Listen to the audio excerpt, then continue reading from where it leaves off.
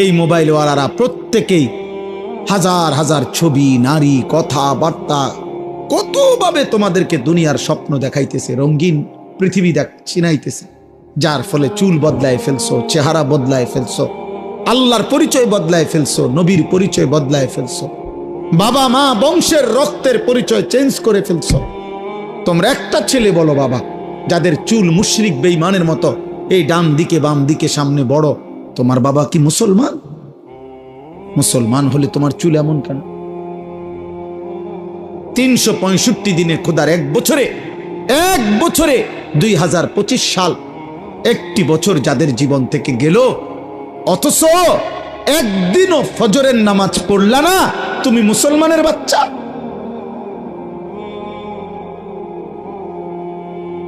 মুসলমানের বাচ্চা এত বড় নিকৃষ্ট হয়, একদিনও নামাজ পড়বে না?